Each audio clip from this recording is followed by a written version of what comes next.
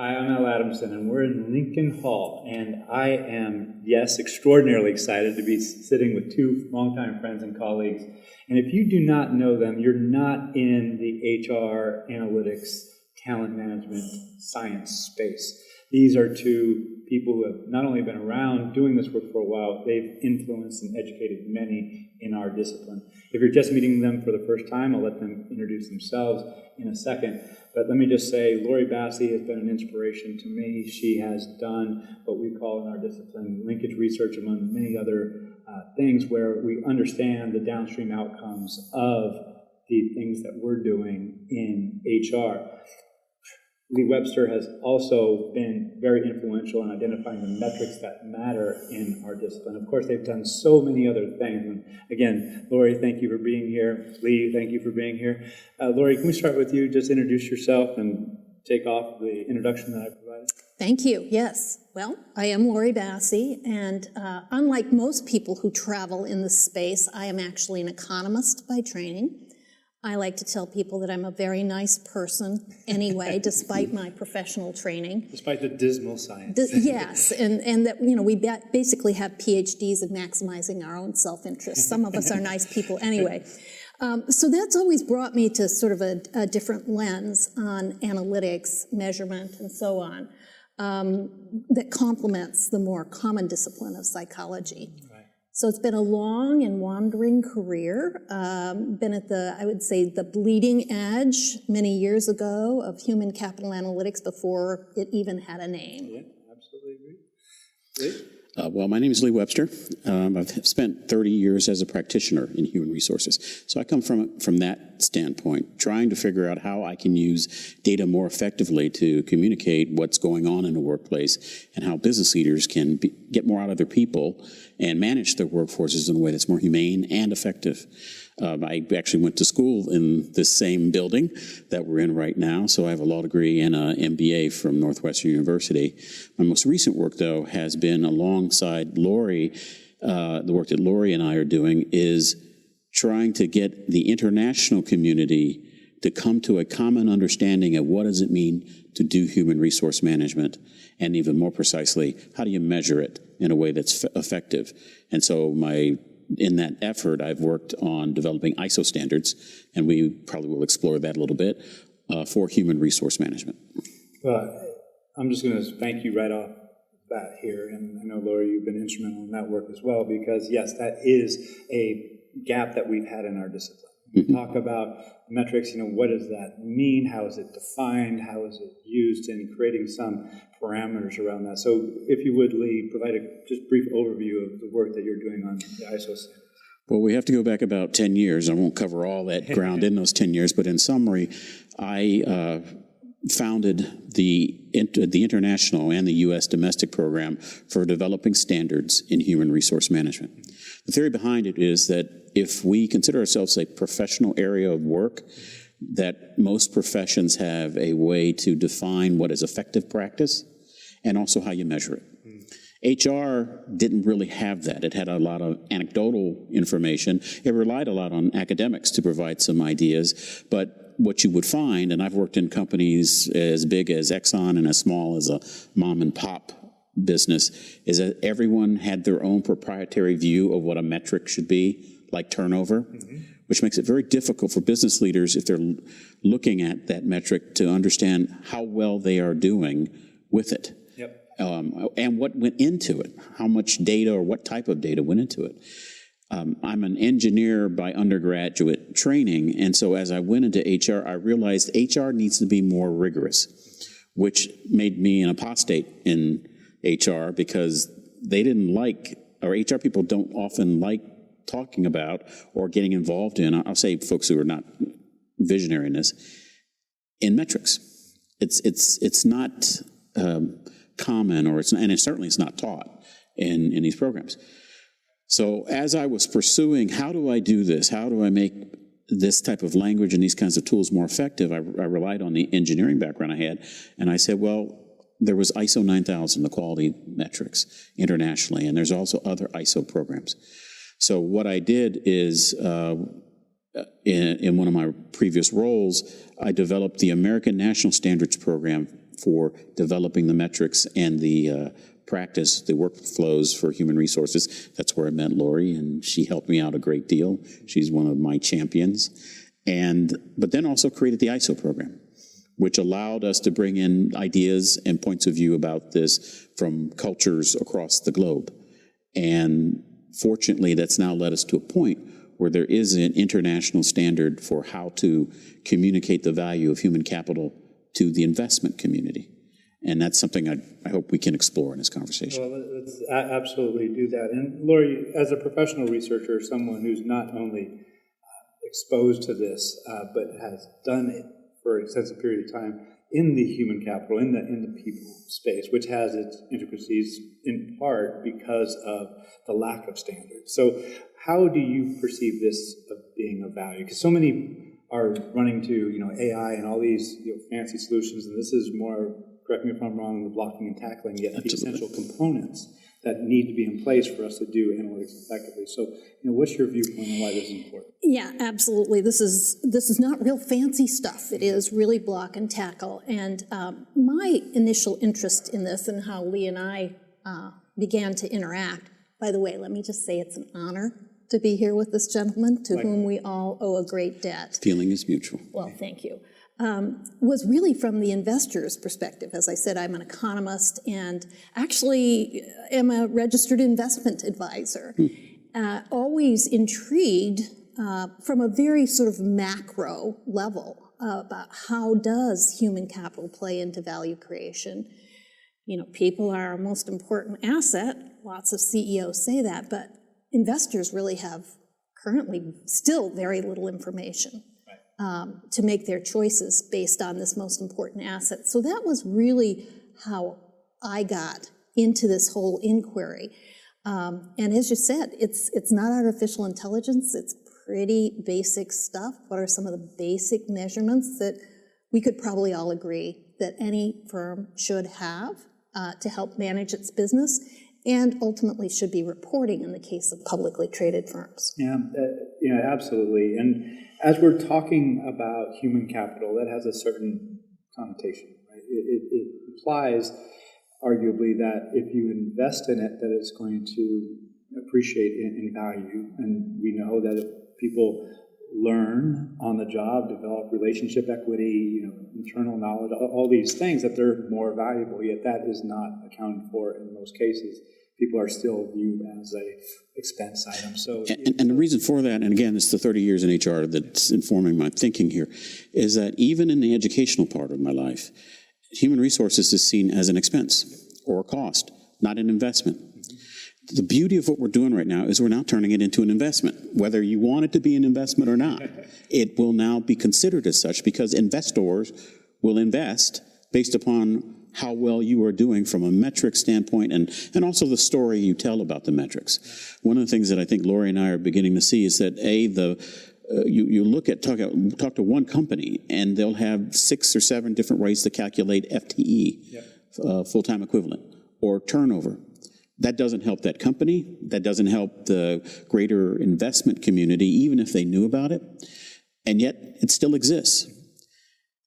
The industry or the field of human resources itself seems to enjoy having its own proprietary way of doing things, company by company, or even departments by departments. Our goal is to say there's no real value added in that. I understand it's scary to do something different. But maybe if you trust that we have very smart people, not in the United States, not just in the United States, but around the globe, who have thought this through and figured out, here's how we can do turnover. Sure, you can do some things on your own, but if you're going to report it to people so that they can make decisions about it, calculate it this way. The thing I like to tell people is, 200, 300 years ago, there was probably a Dutchman under a tree in Wall Street, and an acorn hit his head, and he determined this is earnings per share. And over time, it got tweaked. But eventually, and now, we have a metric for earnings per share. And that's what's going to happen here. We'll start out with something, it'll get tweaked, but as it begins to be accepted more broadly, not only in the United States, but around the globe, people will relax into the metric. And the beauty then is that researchers like Laurie or academics can then start using that information to make really interesting studies about how the workforce is actually being led and managed versus what we're just guessing right now. Or we're using subjective, anecdotal information to make broad decisions where if we were more fact-based and more empirical, we'd make, I think, better decisions. So this is the exciting part, and Laurie is at the very beginning crux of it, and I get to pal around with her and do what I can to support it, but I see my role as a supporting role. I created the table for people to talk, and I'm doing my best to facilitate those conversations, but they're the ones who decide what these metrics are, not me.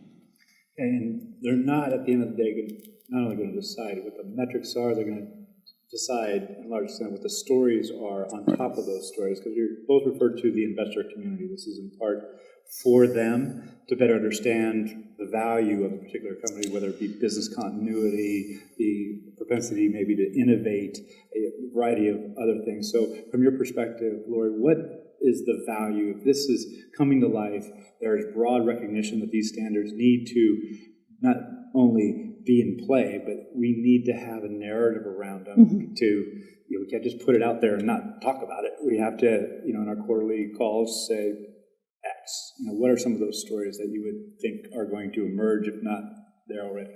Well, some of the first stories that I see emerging, and I'm more familiar with the United States story, you probably know more, is around the issues of diversity and inclusion. It's, it's a very, very hot topic, an important topic here in the United States and elsewhere. And we're seeing firms start to report on it and actually have discussions around it.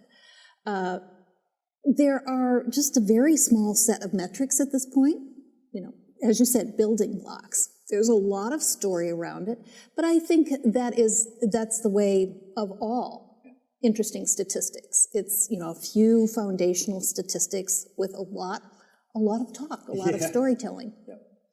And part of those stories, inevitably, in most cases, there's a longing for benchmarks. Right. And the ability to benchmark on many HR metrics has been difficult because the way it's been measured organization to organization has not been the same. So is that part of the impetus that drove your... Absolutely. One of the things that it's very important when we do this is have benchmarks, but also benchmarks not only from organization to organization or industries, but also nationally. One of the organizations I reached out to just for the United States interests is the Bureau of Labor Statistics. And I actually invited them to the forum that we're all a part of. They chose not to attend, but they wanted to know what comes out of this, which I consider to be progress. It would be exciting for me if they actually sent a rep to the next meeting, because the Bureau of Labor Statistics, which provides this vast pool of benchmarking data, I think needs to modernize the data to reflect what we're trying to accomplish here. And if they sat in a room with the talent analytics professionals and they got feedback from them, which I'm surprised doesn't happen, but it doesn't, at least not that I'm aware of, they would begin to see what do the industries that are involved in this, that are at the very forefront of this, what do they think is important, at least internally to know, if not externally, like the standard is going to ask. Yeah. And I think then once they understand that, perhaps they'll adjust, modify the kinds of national benchmarking or statistics they provide to help organizations better solve these problems. One of the biggest issues I come up with is that people say, well, let's using turnover. Say I put together this turnover statistic. Sure, I could compare year by year in my own company, but how do I compare myself against an industry, even my specific industry? And what are the dangers of me comparing myself to industries that have nothing to do with what I'm doing? If my number is higher or lower, does that make me good or bad if I'm comparing myself overall? This is where the U.S. federal government can help out, because they can break the data down into those industry subsets so that people at least have something to compare with from an industry standpoint, along with their own longitudinal studies. So one of the things in the presentation I'm going to give tomorrow in this group is it's a crude diagram, but it describes all of the stakeholders in this discussion about reportable human capital. It breaks them down as best as I can understand them. And I have about 10 different unique stakeholders, from the management to talent analytics to people who are researchers. There's lots of different groups to collective bargaining units. Everybody has a stake in these metrics and what they mean and what the story is. And because all of them have a strong interest in it, when we're thinking about this, we have to think about how do we address their concerns, and also how can we help them get excited about it, and how can we make them work together to make this happen. The SEC is currently looking at a proposal, and they've already had some discussion with the public about it, of providing guidelines to companies that want to report on their securities of what are the 5 or so metrics, it could be more, that publicly traded companies should report. Mm-hmm. Currently, there's only one metric that they're required to report, and that is the number of employees. But the SEC, and this is being led by their chair, the current chair, has said there should be more than that, right? Not 100, maybe, but let's talk about 5. 5 that you already gather. Let's agree on what goes into those metrics, and maybe that'll even lead to comparing and creating a benchmark. And that's what's making this exciting, because now we have the SEC chair saying, yeah, I think this should happen.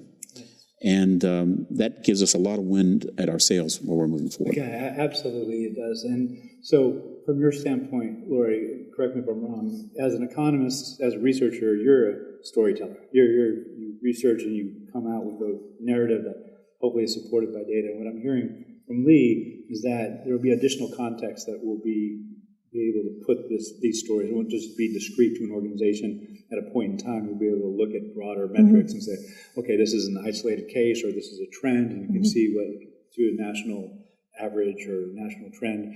Is that where you see some of the value as well? I don't want to lead you too much, but I'm biased too, because that's part of my hope. Yeah, absolutely. And I'm really interested in hearing Lee's thoughts on the Bureau of Labor Statistics. I'm a big fan of theirs. Mm-hmm. And, they obviously need more money to do what they do so well. But, there are some already fabulous databases like JOLTS, the Job Opening and Labor Turnover Survey, which actually does have turnover data by industry and even firm size. Little known, almost certainly could be improved, and would need to be improved if it were really to achieve sort of investor grade quality. I see that very much where things are headed. Is this a good number? Is this a bad number? How do we know? We obviously need benchmarks, and BLS is going to be a part of that. Right, because the thing about BLS, and again, I'm hopeful they're going to be involved in it, and that's why I reached out to them, because I wasn't sure how aware they were that all this is going on. We're talking about the U.S. federal government. It's a big entity. And the Bureau of Labor Statistics is in the Department of Labor. I don't know how much contact they have with what's going on in securities, U.S. Securities Administration. Very little would be my guess. But my guess is very little. Yeah. And see, I see just a wonderful opportunity for them to partner with this. And I'm not trying to drive that, but I want to encourage the thinking around that. And then they provide guidance and support about how to field this through the United States. The other thing, talking globally as well, is Laurie is very right about global and multicultural perceptions of data are very different in different parts of the world. Even within, quote unquote, the Western world, there are different points of view about what data, valuable or material data is and what's not. In some countries I've dealt with in Western Europe, they do not see HR data as something that's material. It's more fungible, it's casual, or it's so culturally unique that, how can you create a number on it? While countries have problems with specific types of numbers that we're trying to calculate. Just in diversity, one of the things you would see in the standard is there's nothing about LGBTQ metrics. That's intentional, because there's some countries that were involved in working on this standard that had a very strong response to that, because in their local laws and the like, we don't capture that, we wouldn't capture that. So part of developing a standard is trying to find a compromise in values as much as a compromise in how to actually do the thing. And the compromise that we've achieved is we're going to revise the standard soon, probably within the next 3 to 5 years. And so maybe then we'll be able to add more and better metrics that deal with those types of ideas and issues that some countries embrace and others do not. So metrics is not, it's actually a very emotional discussion. As an engineer, or pretending engineer, I thought it wasn't emotional. But how we count and quantify what people do or who they are in organizations can create a lot of very passionate debate. And so one of the things that Laurie and I are trying to do is get people more comfortable with that and not so personally discomfort or uncomfortable with what a metric is and how it should be used. Got it. So let me play something back, if I may, and Lee, you probably take this first, and Laura, I'm interested in how you perceive this as well. So there's many who might be listening who would think, well, the last thing our organization needs is another compliance report. Right. And what's in it for me? I understand the investor community, they're going to write their own narrative, and maybe I can guide that narrative through research that I might do. But for operational metrics, I'm going to do something different that appreciates the materiality of these measures in the way that suits me. Right. And so there's both a great opportunity in that approach, but there's also heightened risk because you can have data tell the story that you want in many cases. You can pick and choose. So this would kind of create a level playing field, if I'm hearing you correctly. So Lee, my pointed question is, are you getting pushback from CHROs and others? I imagine there is some. What does that look like, and how's that being addressed? And we can spend hours on that, but just what are Probably best not, though. Yeah. And so my friend here and I bear the arrows of being the pioneers in this. Okay, yes, and so we understand the pushback quite well. Is it as much as what we experienced? Because Laura and I have been working on this for years. Years ago, no. But some of this is generational, I firmly believe. Absolutely. You think of it this way. Folks with my level of gray hair or more have fought the battles of moving human resources from personnel to human resources. Yeah. And then even from human resources to human capital.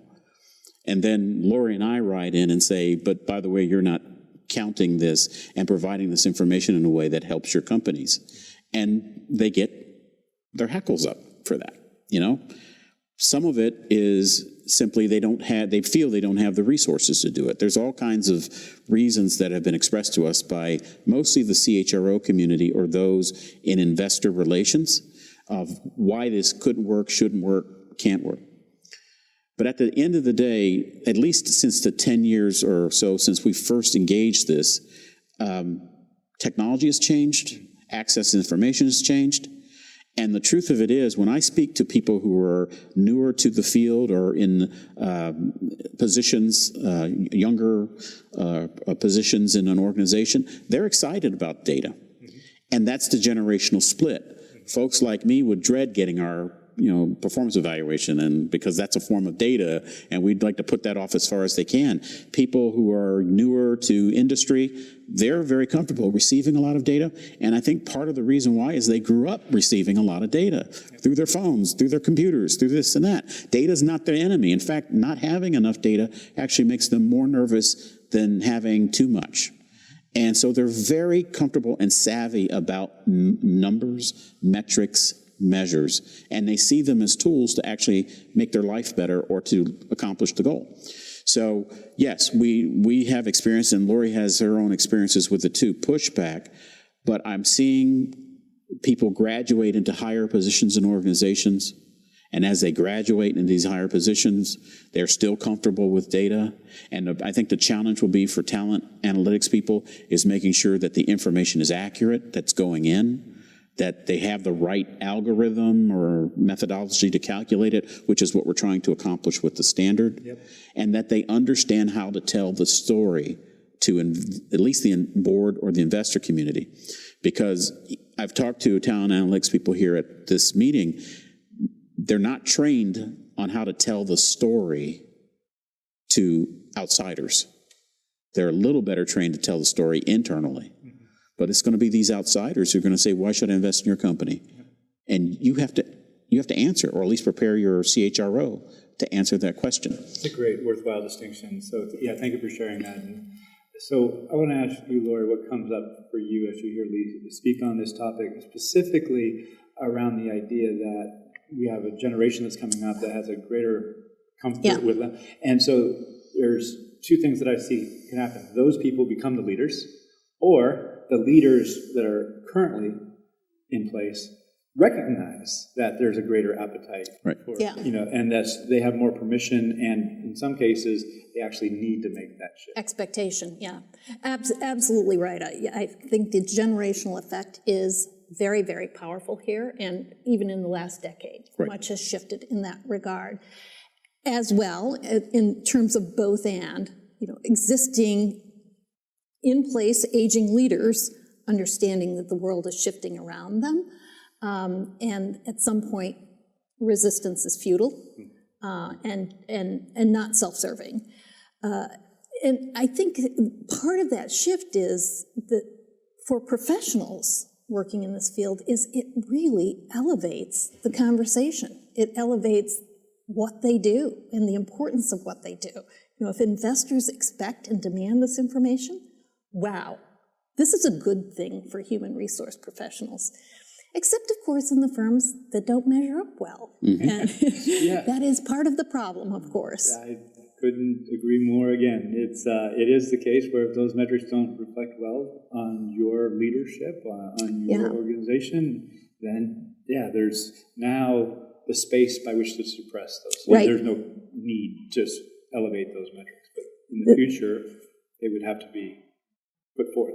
So, not a happy situation for organizations that do have something to hide in this regard. So that is certainly part of the resistance. Well, as we start to wrap up here, I mean, we could talk about this for not only all day, but for a long time, because it's being created in large part because of your work. So thank you to you both on behalf of our discipline and beyond that, because we're affecting people's lives. Absolutely. So, any closing thoughts? Well, one thing I'd like to close on is that the metrics that are being under consideration by the SEC and by others are recognizable small subset right now. And I think that's what's eventually going to happen. They're going to crawl before they walk or run. But what's exciting about the work that we're also doing with Laurie is we're trying to figure out what is the next level metrics that are truly value added, that don't exist now, or measures that don't exist now, but need to exist because that's what a more sophisticated investor will want to know about. Yes, turnover is great, but what more should I know? What help us perceive the workplace in a way that currently it's not being seen, but as investors would be powerful for us to know. So one of the things we're working on are employment quality metrics. That's a newer subset of, and I like it as it's kind of a meta step away from what we're doing right now. What we do right now is spend a lot of time counting things, maybe using statistics, but not seeing and not integrating the information we have to see if there's something else that we can learn. Like one concept we've been working with is employee mobility. As an employee moves through an organization, in my view, they must be accumulating value not only for the organization, but for themselves. That's the thing that helps me as a person, but also that's what an organization should be expecting. If I promote you, or if I send you to training, if I move you from this location to that, there should be a value that has been created in you that you can then deploy to the organization. And that value should be made visible. And it should be made visible to investors. If I hire the right amount of people and maintain them and treat them humanely, and that's key to this too, I should see value created. Getting back to what I said earlier, HR and what it does and workforces, it's not a cost alone. It can be a value multiplier if you think of it that way. And so I know Laurie and I, we've talked a little bit about this, and I think frankly, we're going to be using a different type of mathematics to describe a human workforce management topics in the future. So it's exciting to see that this flower into lots of different ways. The type of mathematics we use, what metrics matter to people, who is going to be using these metrics. So the HR professional of the future, as I've said in conferences I've talked to, I'm actually trying to create a world where I couldn't exist in, because it would require so much more of me than I ever had to provide going into HR 30 years ago. But that's exciting, because I think that'll make a profession of HR people that are considered indispensable, essential, and sophisticated to organizations. So if I have, in any small way, helped to make that happen, I feel very happy. You are, and so super appreciate the work you're doing. Laurie? Well, first of all, it was a very big way that he's done this. Yeah, that's right. I guess two closing thoughts.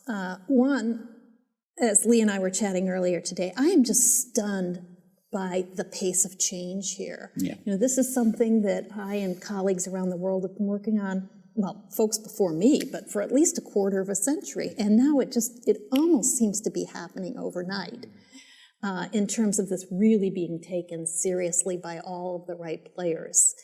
And I'm not much of a student of social evolution, but we see other things happening in that way. Sort of a tipping point seems to have been achieved here. So it was a long 25 years laboring in the field there, but it really is it's very, very exciting to me, and especially for young people in the profession. Yeah, get on board with this, because this is the way things are going, and there's no point resisting it. You might as well embrace it. And the thing about embracing it is, and what motivated me to be in this whole discipline from the beginning, is it's one of the rare places where we can find win-win-wins. Yep. Things that are good for employees, things that are good for organizations, and ultimately things that are good for society. And that's what we see investors demanding more of. Right. It will elevate our game. It will not be without pain and suffering. Some of us may become unemployed or unemployable. We may make ourselves obsolete, but I think that would be a happy day. Yeah, well, it sounds like that day is upon us. Yeah. Well, we're hoping not so much to personalize the day of those measures and the standards. Certainly not you all being on the street by any stretch of the imagination, but it's an honor to talk with you two today. Thank you for the work. Well, thank you. Thank you for sharing your insights, ideas in this beautiful place, in this beautiful room. So, Laurie, Lee, thank you very much.